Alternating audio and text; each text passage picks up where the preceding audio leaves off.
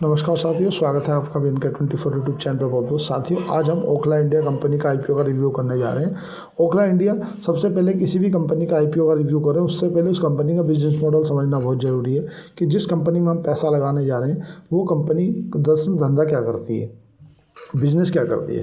क्योंकि जब तक आप उस कंपनी के बिज़नेस के बारे में पता नहीं है, आप कंपनी में पैसा लगाओगे मतलब लॉस कर लोगे 100%।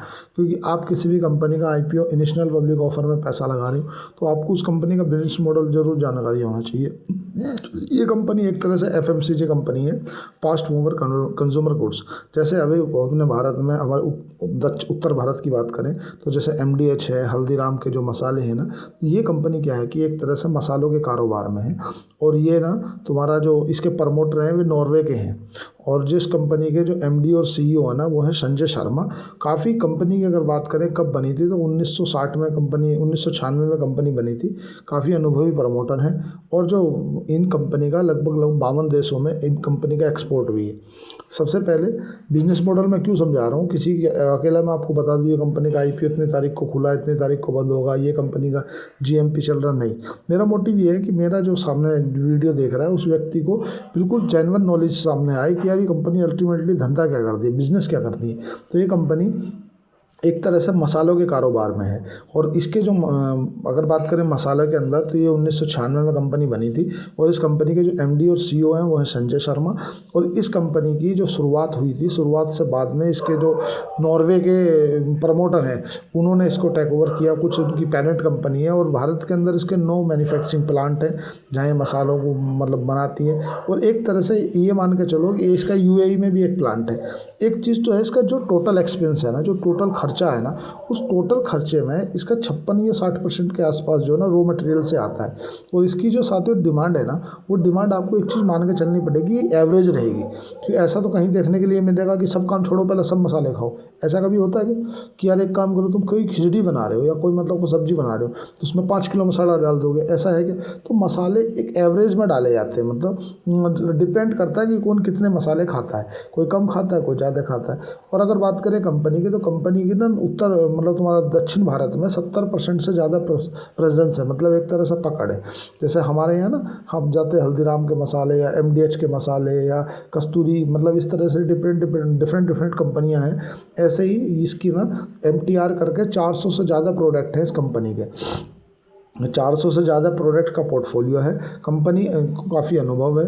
और अगर बात करें कंपनी का आईपीओ कितने रुपए का, अब आईपीओ के बारे में बताऊंगा तो आपके समझ में आ जाएगा कि यार आईपीओ के बारे में समझ लिया कि धंधा क्या करती है। अब आप आईपीओ के बारे में समझोगे तो आईपीओ जो है ना, कंपनी 1667 करोड़ रुपये का आईपीओ है, पूरा का पूरा ऑफर फॉर सेल है। कंपनी का जो पैसा है 1667 करोड़ रुपए जुटाएंगे, ये कंपनी की ग्रोथ में काम नहीं आएंगे, कंपनी को बिल्कुल भी नहीं चाहिए।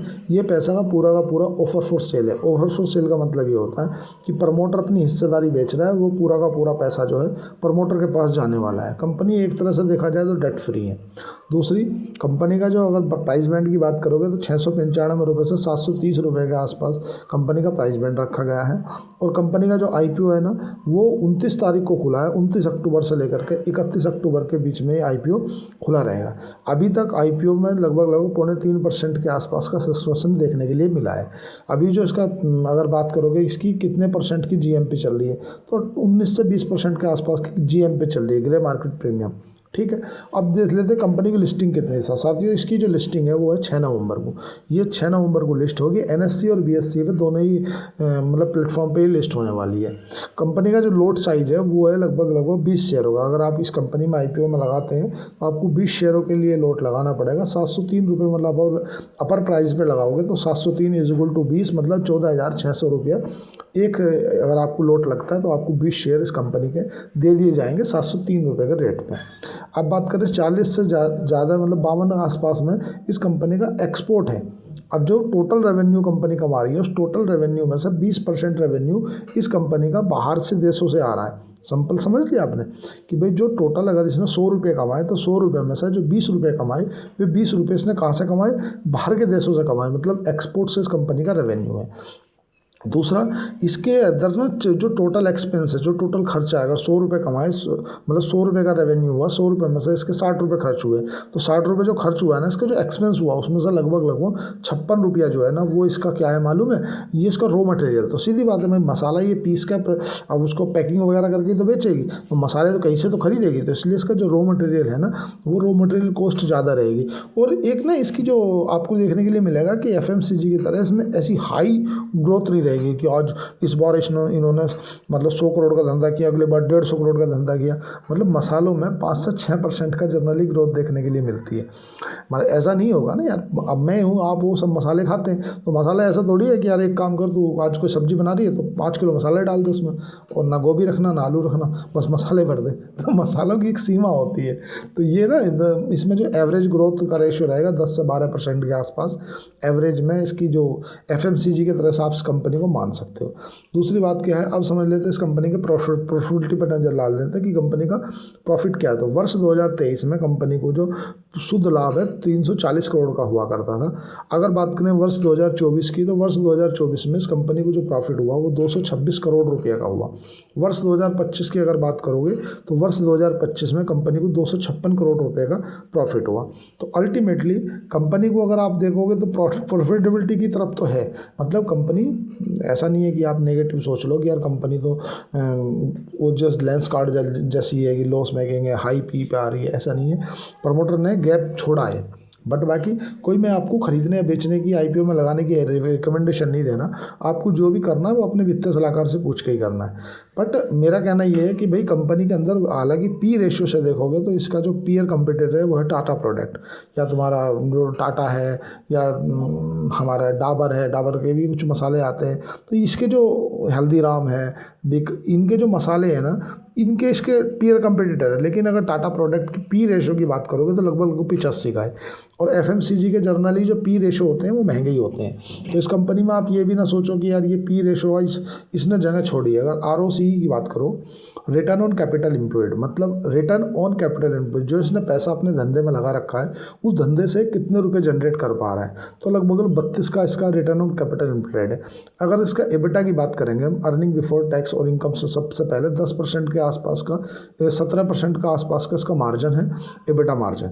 अगर पैट मार्जिन की बात करोगे, मतलब profit after tax, PAT margin, तो उसका जो पैट मार्जिन है वो 11% के आसपास निकल के आता है। और कंपनी की अगर बात करोगे EPS, अर्निंग प्रति शेयर, तो इस कंपनी का जो ओखला इंडिया है इसका EPS 18 रुपये प्रति शेयर निकल के आता है।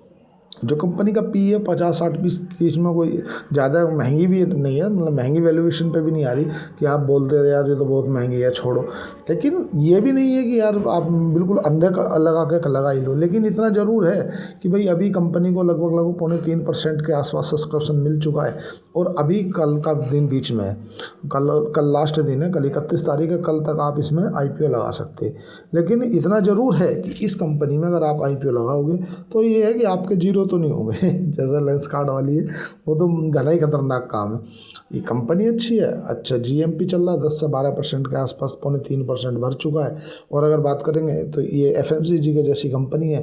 एक तरह से इसके बारे में आप नेगेटिव खबर भी मान सकते हो कि भाई ये कंपनी पूरी की पूरी नॉर्थ इंडिया में, मतलब दक्षिण भारत में, इसे आप पॉजिटिव में भी ले जा सकते हो कि यार इसके पास में स्कोप बहुत बचा है। लेकिन एक चीज़ है साथियों जो कोई नहीं बताएगा, इस कंपनी के बारे में पॉजिटिव बताएंगे, इस कंपनी के जो ज़्यादातर एंट्री बैरियर कोई नहीं है। एंट्री बैरियर क्या होता है कि देखो, अगर मान लो सपोज करो ये मसाले पीस के मसाले पैकिंग करने का काम करती है ना, मसाले पीस से पी के पैकिंग करी होती है। जैसे इसी इंडस्ट्री के अंदर कंपटीशन बहुत ज़्यादा है, ये इस कंपनी का नेगेटिव है। कंपटीशन इसलिए ज़्यादा है कि यार इसके पास ऐसा कुछ नहीं है कि जो यही कर सकती है, या इसके पास इसका जो मतलब कॉपीराइट है, या इसके पास में उस चीज़ का मतलब पेटेंट है कि यार ये कर लेगी तो कोई और नहीं कर सकती। सपोज करो मैंने कोई दुकान, मतलब कोई फैक्ट्री लगाई, और मैंने कोई मतलब अपने नाम से BNK24 के नाम से एक फैक्ट्री लगाई, और जो सूखे मसाले हैं वो लेने चालू किए, और उनको पीस के उन पर 10% का मार्जिन रख के उन पर अपनी ब्रांडिंग कर गए और गाँव में बेचना चालू कर दिया। तो ये साथियों एक थोड़े से नेगेटिव पॉइंट कंपनी के बारे में निकल के आते हैं। लेकिन FMCG जैसी कंपनी है तो हमेशा चलने वाला प्रोडक्ट है। जो कंपनी है ये, मतलब जो प्रमोटर है संजय शर्मा, वो काफ़ी अनुभवी प्रमोटर हैं। जो इस कंपनी के जो तुम्हारा नॉर्वे की भी इसमें कुछ हिस्सेदारी है, नॉर्वे के जो प्रमोटर हैं वो भी हैं। तो अल्टीमेटली कंपनी मतलब इतनी कोई ज़्यादा ख़राब नज़र नहीं आ रही है।